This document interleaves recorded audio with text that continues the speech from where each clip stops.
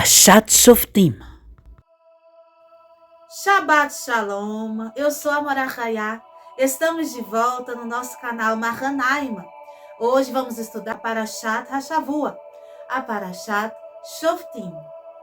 No nosso canal temos um vídeo da Parashat Hashavua do ano passado. Eu pedi para que vocês vissem este vídeo lá no nosso grupo.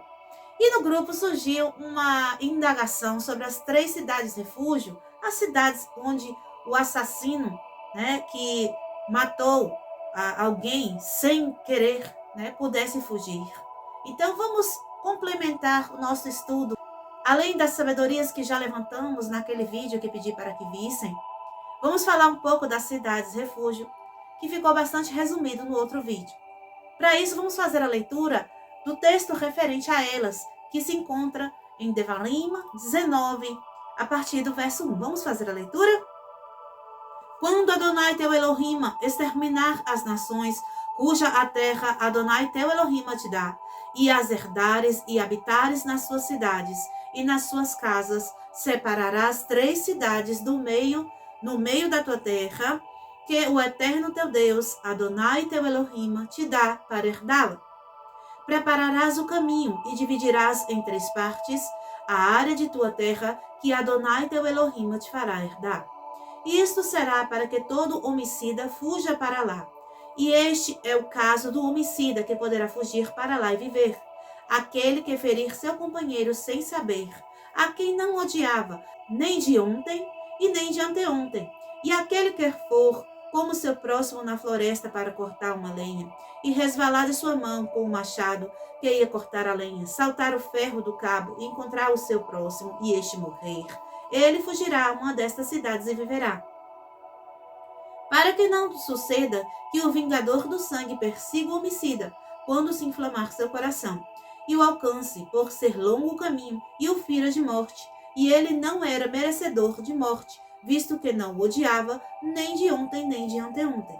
Portanto, eu te ordeno, dizendo, separarás 3 cidades, e quando o eterno teu Deus, Adonai teu Elohim, aumentar as tuas fronteiras, como jurou a teus pais, e te der toda a terra que disse que daria a teus pais, quando guardares todos estes mandamentos que eu te ordeno hoje, para cumpri-los, amando Adonai teu Elohim, e andando nos teus caminhos, todos os dias, então acrescentarás outras 3 cidades, além destas 3, para que não seja derramado sangue inocente no meio da tua terra, que Adonai, o teu Elohim, te dá por herança, e não haja sangue sobre ti. Baruch Hashem. Vemos aqui então, neste texto da Torá Sagrada, a diferença que há entre matar e assassinar. O assassinato, que é a morte feita por vontade, ou seja, é algo que a pessoa uma ação que a pessoa vai imprimir sobre um inimigo, alguém que é odiado de ontem e anteontem, tipo, a pessoa já vem guardando um certo rancor, um ódio, uma vontade de que aquela outra pessoa deixe de existir. Isso é o assassinato. Mas o matador, aquele que sem querer, sem vontade, sem ter ódio no coração, sem planejar, nenhum tipo de ação para machucar alguém. E acontece, como foi dito pelo Eterno aqui, o exemplo de um trabalho de um lenhador. Então, um acidente de trabalho, ou então algo que pode acarretar a morte de alguém. Ou então, por exemplo, alguém sem querer, sem saber, contamina um alimento e deixa aquele alimento num local onde que outra pessoa pode vir comer e se envenena e venha a falecer. Então, essa pessoa que fez o ato de envenenar aquele alimento sem querer, que não sabia que estava colocando uma substância venenosa no alimento, ela não matou por querer, ela não assassinou o outro. Foi um caso de um homicida que poderia estar fugindo para a cidade-refúgio. Ao lermos o texto, compreendemos que essa cidade-refúgio, ela não foi construída pelo povo de Israel. Ela seria separada das cidades que já existiam ali na terra de Canaã, onde o povo estaria herdando a terra, as terras dos povos que viviam ali. O que é uma cidade? Uma cidade, ela é um local, né? Uma comunidade estabelecida, instalada, com princípios de sociedade. Para que fosse realmente constituída uma cidade, teria que haver, além de seus moradores, uma estrutura para uma comunidade sobreviver, ou seja, local de onde pudesse tirar água, local de onde pudesse retirar alimento próximo, né? Um local apropriado para fazer comércio, né? Então, um local já com uma estrutura social onde pudessem conviver várias famílias, né, por bastante tempo e que aquilo fosse se desenvolvendo. Então, não é uma moradia particular. Uma cidade é um local de um conjunto de pessoas. Isto traz um ensino para nós. O Eterno, ele não disse, separe uma fazenda, onde nesta fazenda irá fugir todas as pessoas que causarem dano, tirarem a vida de alguém sem querer. Não, o Eterno disse que fossem construídas cidades. Interessante que estas cidades eram justamente as cidades onde os levitas, podiam morar também. E os leviim, quem eram eles? Os leviim eram aqueles que estavam com a incumbência de trazer o ensino de Torá para as pessoas. Naquele primeiro momento, não existia esse formato de ensino do mestre Yeshua, por exemplo, de rabinos, de mestres de Torá, do povo, pessoas chamadas Parushim, né, fariseus. Não existia isso ainda. Naquele momento, no primeiro momento do povo na terra, só existia a estrutura dos leviim, sacerdotes. Existiam aqueles que eram separados da tribo de Levi para o serviço divino do Mishkan. E estes da família de Levi também tinham a obrigação de ensinar a Torá para a população.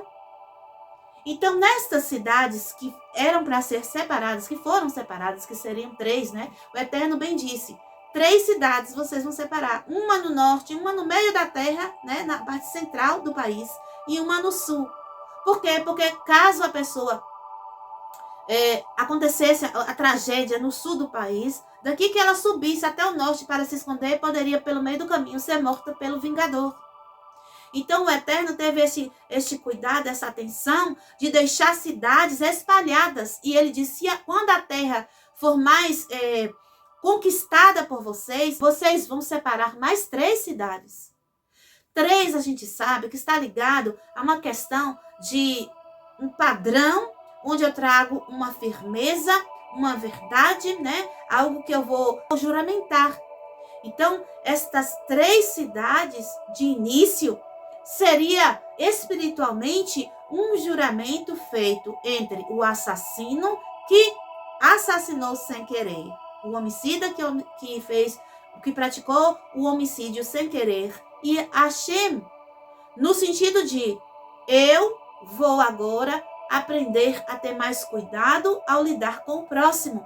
Eu agora vou estudar a Torá. Porque o que ele ia achar nessa cidade? Estudo de Torá. Quem morava na cidade? Os leviim. Os leviim é que estariam ali para receber essas pessoas, para poder então fazer com eles um processo de aprendizagem de Torá, de Teshuvá, porque o ato em si do homicídio ocorreu. E quando, mesmo sem querer, eu pratico uma transgressão, isto também é levado em conta. Claro que não tem o peso daquela transgressão, o avon, né, por exemplo, ou um pecha, que é um crime no sentido de fazer porque quer mesmo machucar o outro, porque quer mesmo retirar, no caso, o assassino, porque quer mesmo desfazer da vida daquela pessoa, que aquela pessoa deixe de existir. O reto, que é o pecado sem querer, que a gente faz, né, pratica muitas vezes sem nem perceber que está praticando, ele também é uma transgressão. E também precisa de techuvá. E também precisamos aprender a não repeti-lo. Por isso o Eterno, ele tem este cuidado com o assassino. Por quê? Porque mesmo que a pessoa que foi um assassino, neste patamar, como eu estou falando aqui, que matou sem querer, mesmo que essa pessoa ela foi fez o ato do assassinato sem ter intenção, sem ter ódio no coração, quem ela matou tem um parente que ama, tem uma família. Tem alguém que vai reclamar dessa morte. Tem alguém que não vai achar muito facilmente que foi sem querer. Tem alguém que vai ficar revoltado com a situação e querer que justiça seja feita. E a Torá Sagrada, ela não muda. Medida por medida. Ou seja, se uma vida foi tirada, outra vida também deve ser tirada. Não é verdade? Então, existe o vingador da morte, e esse vingador da morte, ele não é errado se ele matar o assassino, mesmo que esse assassino tenha assassinado sem querer. Com isso, o Eterno providencia lugares para refúgio, cidades de refúgio, onde essa pessoa, estando dentro daquela cidade, não podia ser assassinada naquele local. Ele também não podia sair mais dali. Era como uma prisão, né? Só que domiciliar, né? Hoje as prisões se resumem a um prédio, né? Mas naquele momento a prisão ela era uma cidade inteira. Só que a cidade daquele tempo, né, naquele momento, não eram cidades como hoje, metrópoles. Eram aldeias, né? Mas a pessoa tinha um mínimo da liberdade no sentido de podia circular ali no local, né? Não precisava ficar acorrentado, não precisava ficar enclausurado sem ver as pessoas. No caso, quem morasse na cidade, ele podia conviver, né? Ele não ia ser maltratado, não ia ser violentado, surrado, ele não iria receber punições físicas, né? Mas era uma prisão aberta, mas era como hoje acontece de existir uma sentença aberta, né? Muitas vezes os crimes mais leves recebem sentença aberta. A pessoa pode conviver na sociedade, né? Com uma tornozeleira no pé, e ele está cumprindo pena, contudo, de uma forma aberta, podendo ir para a sua casa, trabalhar, mais ou menos nesta configuração. E neste local, nesta cidade, nesta aldeia, que para nós hoje seria uma aldeia, mas para eles naquela época era considerado uma cidade. Então, teria o que ali? Como eu disse, mestres de Torá, os Leviim estavam ali. E naquela cidade, o mestre mais velho, a pessoa mais anciã que ensinava a Torá, ela estaria por responsabilidade sobre aquele homicida. Até que aquele homem, né, morresse, até que aquele ancião, o mais velho de todos, falecesse, aquele homicida, mesmo que, por exemplo, o homicida era jovem quando aconteceu, vamos supor que era um adolescente, e o ancião da cidade onde ele foi já era um idoso. E as pessoas, vamos supor que o vingador morto já era também uma pessoa já de muita idade, ou eram poucos, não tinha muitas pessoas para fazer vingança, ou até não tinha pessoas para fazer vingança. Então, quando o ancião, o mais velho, o Leviim, né, o mais velho da cidade, ou o sacerdote que morasse ali, mais velho, falecesse, aquela pessoa que era um homicida, que tinha fugido para lá, e ele se visse numa situação que ele estava protegido em outro local, ele podia sair da cidade e voltar para o convívio de sua família. Existia essa possibilidade também. Então, vamos trazer agora para um entendimento do segredo desta mitzvah.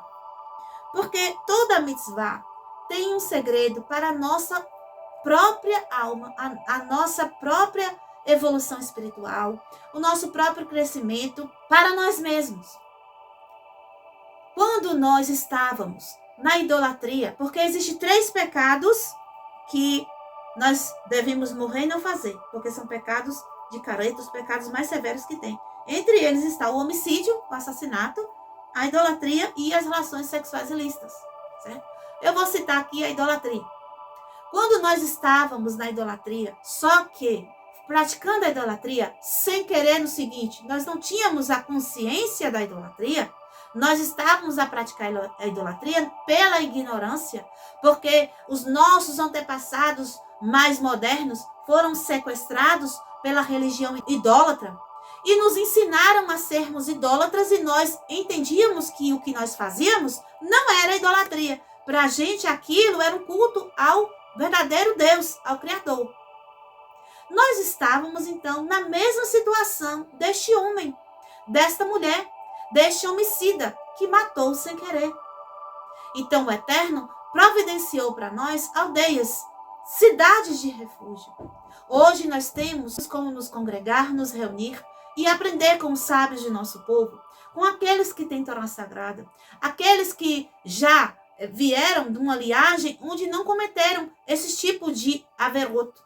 Ou seja, pessoas que passaram suas vidas sempre zelando pela Torá.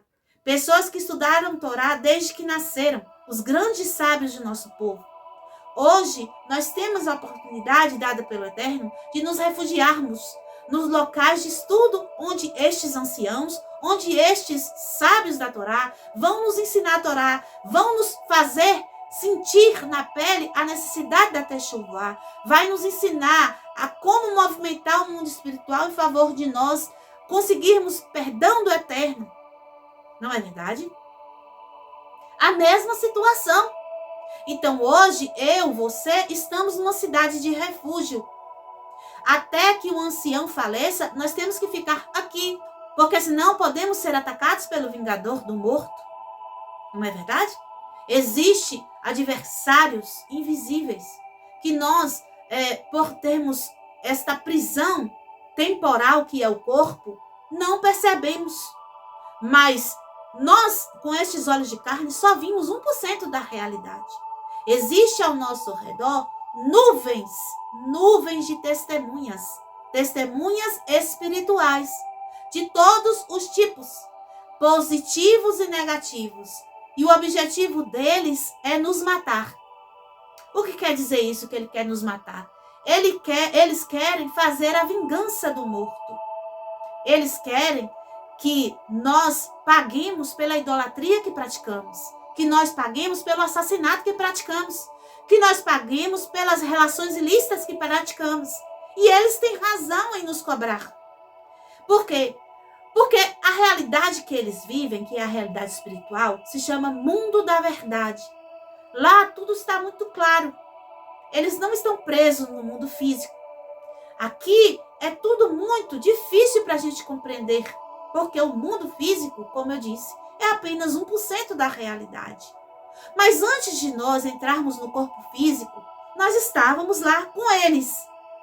E nós tínhamos a consciência perfeita de tudo e fizemos juramentos lá, de que iríamos cumprir a Torá Sagrada. E com isso nós viemos para cá para fazer o nosso tikkun. Por que temos que passar por essa situação de ficarmos, fechados, sem a consciência da verdade temporariamente? Pelo fato de que nos mundos espirituais as mitzvot não podem ser cumpridas. E só existe uma maneira de nós tocarmos o divino de uma forma espiritual, que é fazendo sua vontade, agindo conforme a sua vontade. E nos mundos espirituais, esta ação não pode ser imprimida. Vou dar um exemplo. Anjos, por exemplo, eles não usam tefilim, eles não usam tzitzit, eles não recitam o Shema Israel.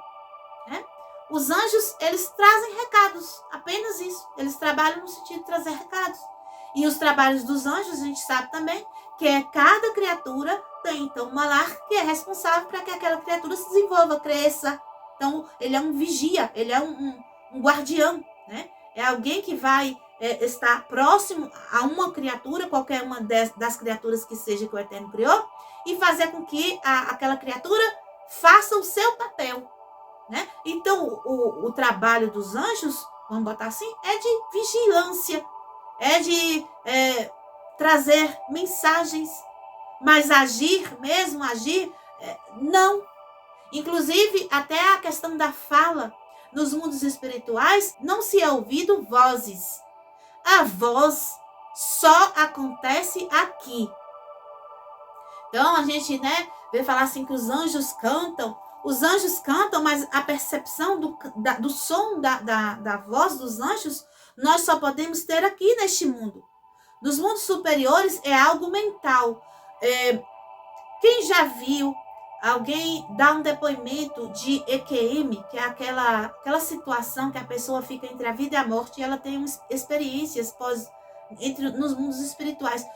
100% dos casos que eu vi, todos dizem que a conversa entre os seres espirituais que eles encontraram é de uma forma mental. É como se escutasse a voz, mas dentro da mente. A boca não se move. Por quê? Porque nos mundos espirituais a ação que nós conhecemos aqui como ação, ela não acontece lá.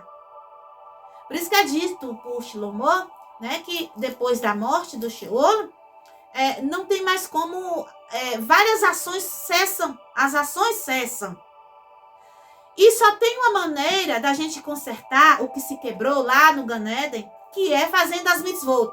Por isso é importante descermos para o mundo da ação, para podermos agir conforme a vontade do Eterno, como as mitzvot, e consertarmos o erro do Gan Eden. Baruch Hashem. Então, todos nós estamos na cidade de refúgio. Quando acontecer de o ancião que for líder dessa cidade falecer, o que isso quer dizer? Quer dizer que você já completou, ou seja, quando a gente completar o nosso ensino, o nosso estudo, isso é uma coisa que é praticamente impossível de acontecer no sentido de que Torá é infinita. Mas existem graus, níveis, Então, quando a gente conseguir alcançar o nível do Olam Abá, que é o quê? Que é quando esses ensinos destes mestres, deste mundo físico cessar, e iniciar, então, o ensino do Mashiach, iniciar, então, um novo líder, uma nova liderança para nós estaremos livres da cidade de refúgio. Nós poderemos, então, voltar para casa. Nós poderemos, então, voltar para o Gan Eden. Nós poderemos, então, voltar para o paraíso, ou seja, para o local onde realmente nós surgimos pela primeira vez. Vamos colocar aqui que para esse homicida aqui seria a casa da família dele. Então, nós estamos neste momento, todos, na cidade de refúgio. Todos que eu digo, quem está em Techuvá. O movimento da Techuvá, é necessário que ela seja feita em um local limitado. Eu não posso fazer Techuvá solto por aí. Se eu ficar solta por aí, perambulando, caminhando para cima e para baixo no país, sabe o que vai acontecer? O meu adversário, aquele que está procurando me matar, vai me matar. Quando eu digo matar, eu digo cortar de mim a chance de eu reverter a situação pelo fato de que, mesmo sem querer, eu pequei contra o Eterno. E mesmo sem querer, a transgressão, ela precisa de techuvá, ela precisa de expiação, ela precisa de perdão. Então, se eu não me recolho, se eu não aprendo a me limitar, se eu não me imponho em mim mesmo a prisão é como eu falei no começo, um estado de liberdade. Claro que não é uma prisão, num cárcere fechado, travado, todo acorrentado, levando surras, não. É uma questão de nós termos uma consciência que agora, como eu errei, eu preciso reparar esse erro. Então, o que eu vou fazer? Eu vou estar agora contida, eu preciso estar contida numa limitação, num limite onde eu não posso ultrapassar aqueles limites, aquelas barreiras que me trazem proteção.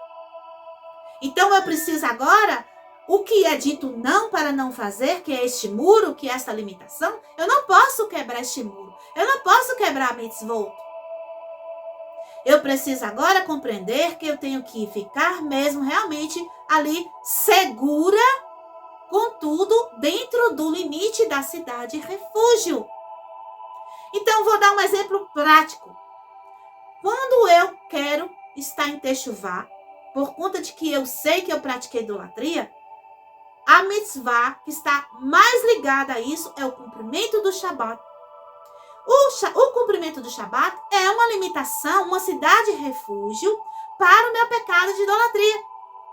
Então, eu vou ter que fazer umas certas limitações. Eu não posso acender fogo. Eu tenho que ficar dentro desse muro. Qual é o muro do Shabat? Não vou acender fogo. Eu tenho que preparar o Shabat. Eu tenho que é dito que é para santificar. Ou seja, eu tenho que me preocupar. Ali, o muro é isso. Eu tenho que me preocupar em estar fazendo com que os itens sagrados que são utilizados no Shabat existam para mim no Shabat. Providenciando o alimento para as 3, 4 refeições do Shabat, providenciando o vinho, providenciando a halá, providenciando a vela kasher, no caso, a vela para acendimento antes do início do Shabat. Tudo isso são limites, são muros de contenção da cidade refúgio que eu fugi. Eu fugi para poder não morrer.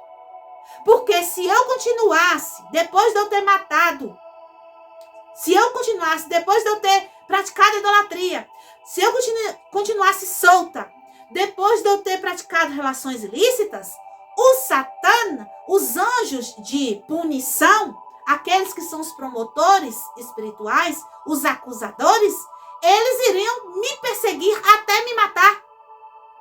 Muitas pessoas já estão mortas.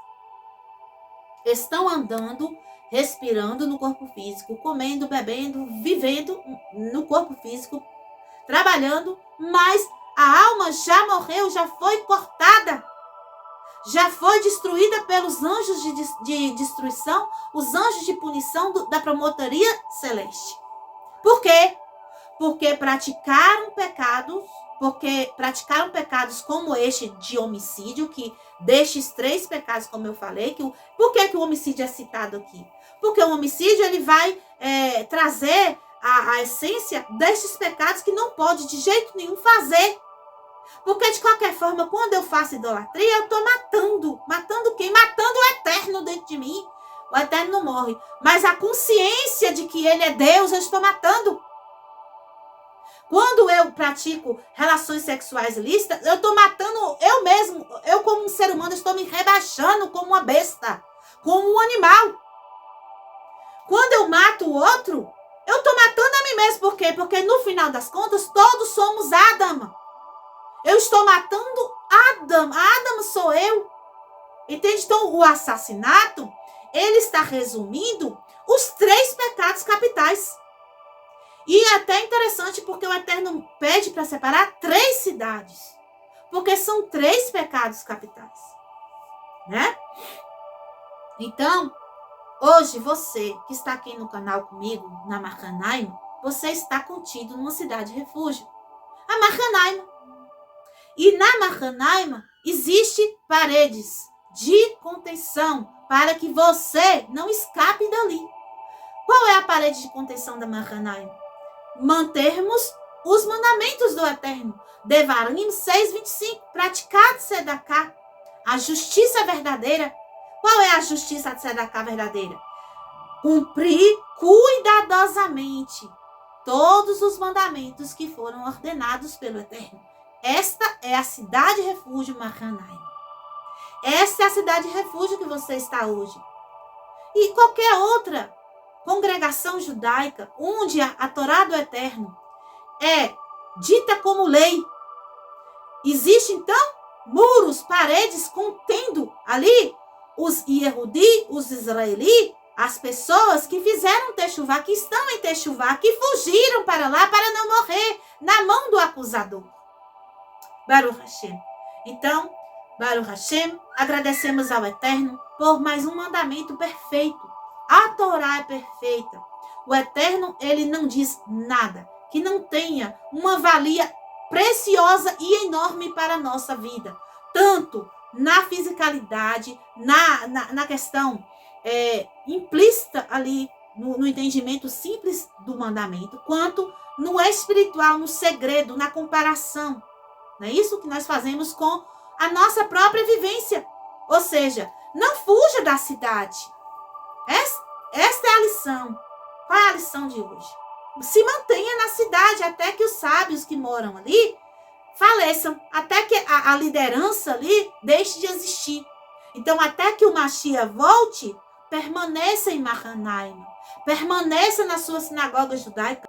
Permaneça onde você será poupado da morte. Onde você estará, o quê? Fazendo o retorno espiritual, uma aprendizagem, onde você irá aprender a lidar com as situações da vida sem transgredir a Torá, a ter mais cuidado, né? Para que não venha novamente praticar algo sem querer, que vai acarretar um julgamento, uma punição severa, né? Apesar de que quando a gente aprende, né, já não é mais sem querer. Só que o Eterno, ele vê os seres humanos, eu já falei para vocês aqui no canal sobre isso. O Eterno não nos vê como pessoas completamente sábias e entendidas da Torá, não. Ele nos vê como bebês. Bebês que estão aprendendo a andar. Por quê? Por causa da realidade fechada que vivemos.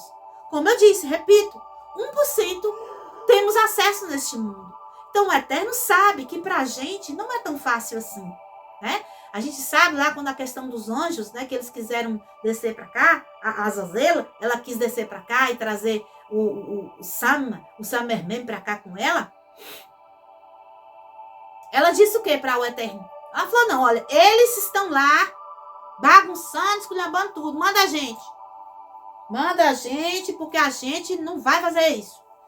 Aí eu vou mostrar para você que eles merecem morrer, todos eles, nenhum deles presta. Ela odeia seres humanos, odeia.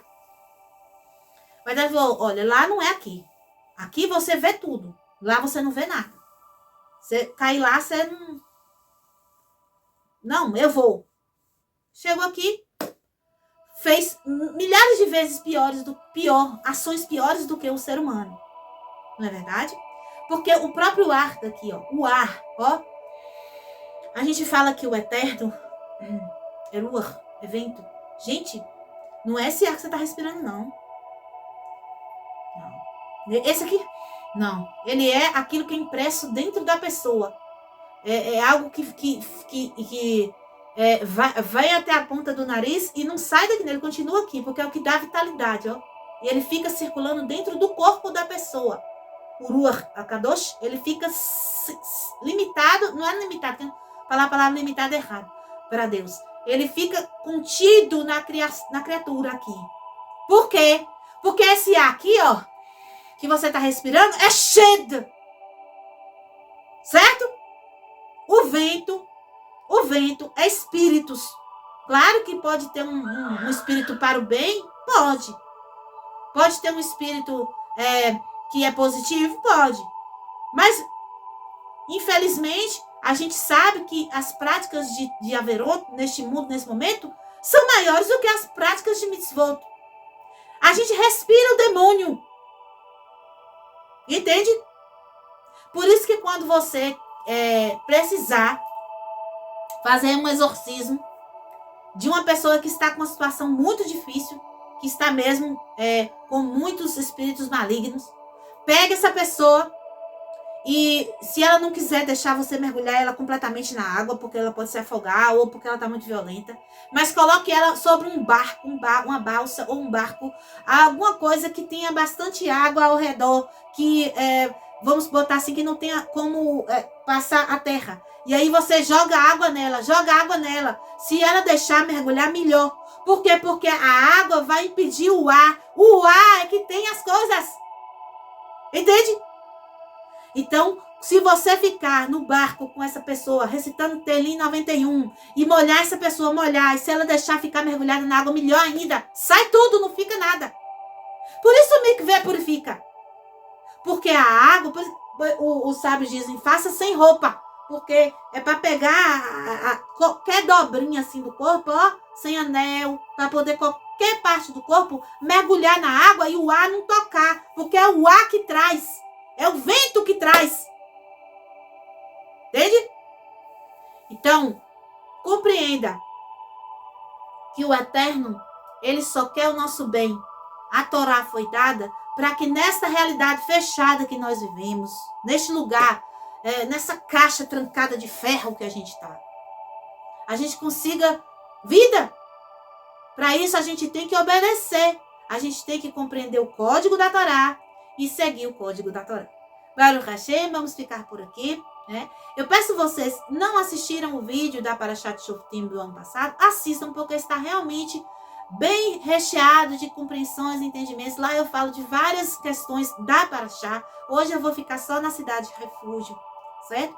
Mas lá vocês vão compreender ainda mais assuntos maravilhosos desta Parashá. Baruch Hashem. Shabbat Shalom. Lehitraut. Kol Hatovim Lekulam.